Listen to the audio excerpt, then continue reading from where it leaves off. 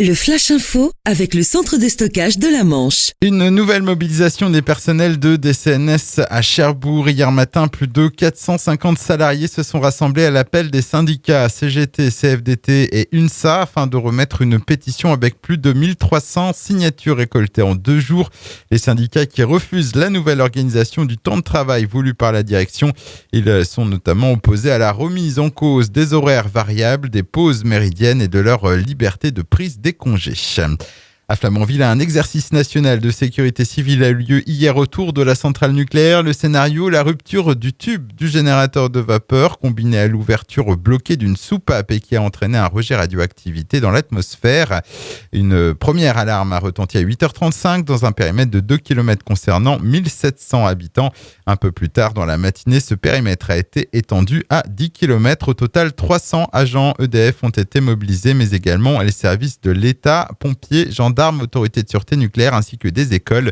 Le bilan de cet exercice devrait être connu en mai prochain.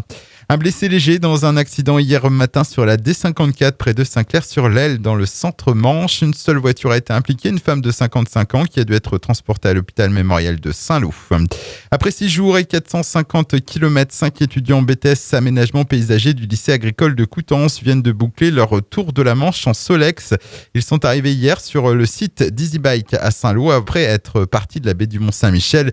Ils sont d'ailleurs passés nous voir le week-end dernier. Des photos de leur passage au studio d'AIDFM sont à retrouver sur notre page Facebook. Et puis cette année, le sous-marin Le Redoutable fête ses 50 ans. L'occasion pour la Cité de la Mer, qui fêtera elle ses 15 ans, d'organiser de nombreuses animations tout au long de l'année autour du premier sous-marin nucléaire lanceur d'engins français. Commandé en 1963, le mastodonte de 9000 tonnes avait été mis en service le 29 mars 1967 en présence du général de Gaulle. Le Flash Info vous a été présenté par Landra, centre de stockage de la Manche à Digoulville. Pour en savoir plus et visiter notre centre, 0810 120 172, coup d'un appel local.